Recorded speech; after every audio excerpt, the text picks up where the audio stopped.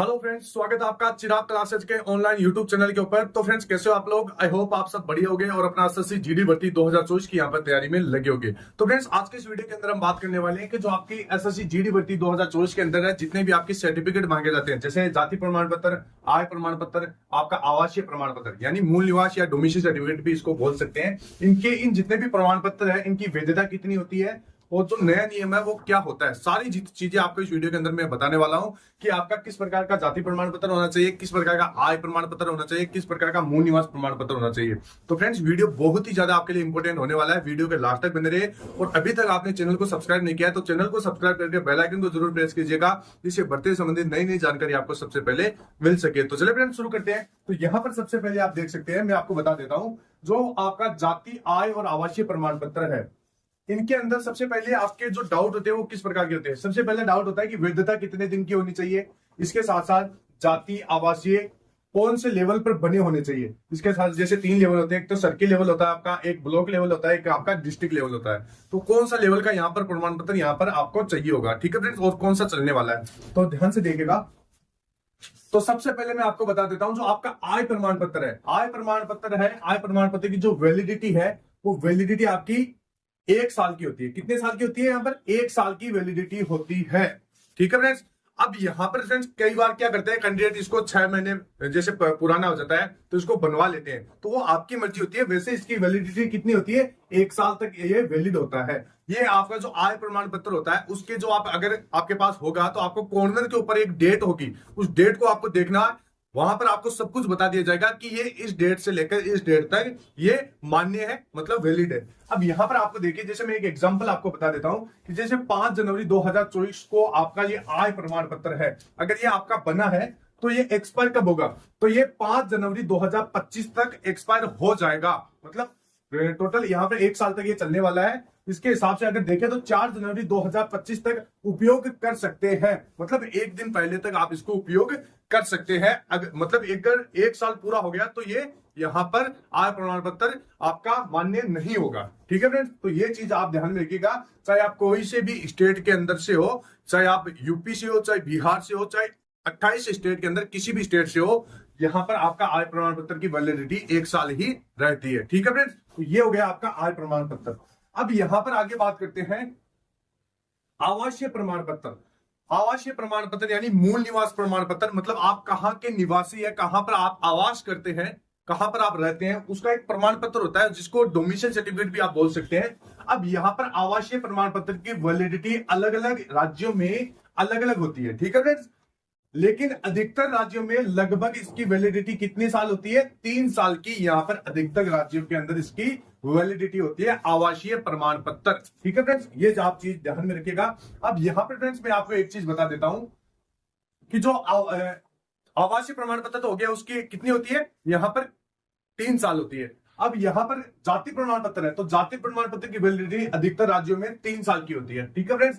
और यहां पर बिहार में जाति और आवासीय प्रमाण पत्र की जो वैलिडिटी है वो अनलिमिटेड कर दी गई है, अगर वह 2011 मार्च के बाद बने हो, ठीक है फ्रेंड्स। बिहार राज्य को छोड़कर जितने भी आपकी स्टेट है उनमें यहां पर इसकी वैलिडिटी 3 साल है। अगर आप बिहार से है तो 2011 में मार्च के बाद में बने हैं तो आपकी इसकी अनलिमिटेड वैलिडिटी हो जाएगी, ठीक है फ्रेंड्स। ये चीज आपको ध्यान में रखना है। अब यहां पर आगे बात करते हैं कि जो जाति, आवासीय कौन से लेवल पर बने होने चाहिए, सर्किल लेवल, ब्लॉक लेवल या डिस्ट्रिक्ट लेवल। बहुत ज्यादा डाउट होता है। अगर मान लीजिए किसी फोरम के अंदर आपको बोल दिया जाए कि जाति और आवासीय प्रमाण पत्र अनुमंडल यानी एसडीओ का बना होना चाहिए, और या फिर डिस्ट्रिक्ट लेवल का बना होना चाहिए, और आपके पास ब्लॉक लेवल का बना हो, तो क्या होगा, ठीक है फ्रेंड्स। यानी आपके पास अगर एसडीओ लेवल का बना होना, मतलब मांग लेते हैं कि एसडीओ लेवल का बना होना चाहिए या फिर डिस्ट्रिक्ट लेवल का बना होना चाहिए, और आपके पास कौन सा है? ब्लॉक लेवल का है, तो क्या होगा, किस प्रकार की प्रोसेस होगी।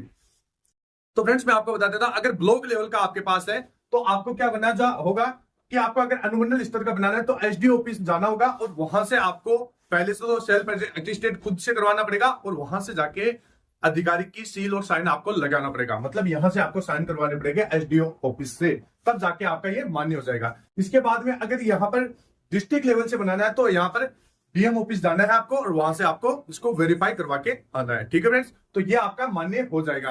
अगर यहाँ पर क्या होता है, कई बार आपका सीधा सीधा मांग लेते हैं कि भाई डिस्ट्रिक्ट लेवल का होना चाहिए और इसके अलावा आपको मतलब कहीं से प्रमाणित किया हुआ नहीं होना चाहिए। इसके बाद में जैसे एसडीओ लेवल का होना चाहिए। तो यहाँ पर क्या करना है आपको, जैसे आप कोई भी वैकेंसी हो, जैसे जीडी की नहीं, मैं किसी भी वैकेंसी की बात कर रहा हूं, मतलब कोई भी वैकेंसी हो तो उसके अंदर आपको सीधा सीधा यहाँ पर डिस्ट्रिक्ट लेवल का आपको बना लेना है। ठीक है फ्रेंड्स, यहाँ पर आपको क्या करना है, साइबर कैफे वाले के पास जाना है, वहां से वो आराम से आपको सारी प्रोसेस बता देगा कि किस प्रकार आपको बनाना है। तो वहां से आपको सीधा सीधा बना लेना है। लेकिन ये कब होता है, जब आपको स्पेशल कह दिया जाए कि भाई डीएम ऑफिस का होना चाहिए या फिर एसडीओ ऑफिस का, यहाँ पर इसका सील और साइन वेरीफाई होना चाहिए, तब आपको ये बनाना है। ठीक है, तो यहाँ पर आपको समझ में आ गया होगा कि जातीय आवासीय कौन से लेवल पर बने होने चाहिए, तो किस प्रकार आपको इनको वेरीफाई करना है। तो ठीक है फ्रेंड्स, ये सारी चीजें आपको समझ में आ गई होगी। अब यहाँ पर जो आपका जाति प्रमाण पत्र है और जो आपका मूल निवास है, मूल निवास में मैं आपको बता देता हूं, अगर आपका एड्रेस है या नाम पता है, अगर आपका चेंज नहीं है तो आपका मूल निवास पूरा लाइफ टाइम तक वैलिड रहेगा। ठीक है फ्रेंड, जब तक सरकार के द्वारा कोई निर्देश नहीं दिए जाते हैं कि भाई मूल निवास इस प्रकार के होने चाहिए, मतलब सरकार के द्वारा कोई परिवर्तन नहीं होना चाहिए। और अगर आपने जो आपका एड्रेस है वो चेंज करवा लिया है तब तो आपको नया बनवाना पड़ेगा। ठीक है फ्रेंड्स, अगर चेंज नहीं करवाया है तो पुराना वाला आपके पास है तो वो चल जाएगा। इसके बाद में जो जाति प्रमाण पत्र है, तो जाति प्रमाण पत्र भी आपका, जैसे दिक्कत किन कैंडिडेट को आती है, ईडब्ल्यूएस और ओबीसी कैंडिडेट को आती है। तो ईडब्ल्यूएस और ओबीसी कैंडिडेट को मैं आपको बता देता हूं, ये 3 साल तक वैलिड रहता है। ठीक है फ्रेंड्स, ये चीज आपको ध्यान में रखना है, 3 साल बाद में आप इसको रिन्यू करवा सकते हैं। अब यहाँ पर जैसे रिन्यू, अगर आप उसको लॉन्ग टाइम तक चलवाना चाहते हैं तो इस एक शपथ पत्र लगता है उसके साथ, वो शपथ पत्र आपको लगा देना है, जिसके अंदर लिखा होता है कि भाई जितनी भी ये जानकारी दी गई है मेरे द्वारा दी गई है। इसके साथ में जैसे जो आपका जाति प्रमाण पत्र है, वो मतलब जो भी जाति भरी गई है, जो भी आपका इसके अंदर डेट भरा गया है वो सही है। ठीक है फ्रेंड्स, उसमें एक शपथ पत्र होता है, वो शपथ पत्र आपको देना होता है। इसके बाद में ये उसका मतलब जो टाइमिंग है वो थोड़ा सा बड़ा आप सकते हैं। ठीक है, तो ये सारी चीजें आपको समझ में आ गई होगी। जो आपका जाति प्रमाण पत्र है, मूल निवास प्रमाण पत्र है, इसकी वैलिडिटी कितनी होती है, कितने साल तक ये मतलब चलता है, किस प्रकार का होना चाहिए, तो ये सारा मैंने आपको बता दिया है। इसके साथ साथ इसको चेंज भी आप किस प्रकार करा सकते हैं। ठीक है फ्रेंड्स, अगर कोई भी इस प्रकार का आपका डाउट है तो इस कमेंट बॉक्स में बताइएगा, हम वहां पर भी आपका आंसर देते रहेंगे। तो फ्रेंड्स, आई होप आपको ये वीडियो अच्छा लगा होगा। उनको फिजिकल की तैयारी स्टार्ट कर देना चाहिए, क्योंकि आप सभी को पता है पिछली बार जो 2023 की दिल्ली पुलिस कांस्टेबल की वैकेंसी थी, उसमें बहुत सारे कैंडिडेट को फिजिकल के लिए समय नहीं मिल पाया था। इस वजह से 80 नंबर भी जिन भी कैंडिडेट के पास थे उनका भी यहाँ पर नंबर नहीं आया था। तो ये गलती आपको नहीं करना है। फिजिकल के लिए उनको समय नहीं मिला था, आपको तो अभी मिल रहा है। अभी से फिजिकल की तैयारी शुरू कीजिए। और कोई भी आपका अगर कोई भी डाउट है तो कमेंट बॉक्स में बताइए। तो फ्रेंड्स, फिर मिलते हैं नेक्स्ट वीडियो के अंदर, तब तक के लिए जय हिंद, जय भारत, वंदे मातरम।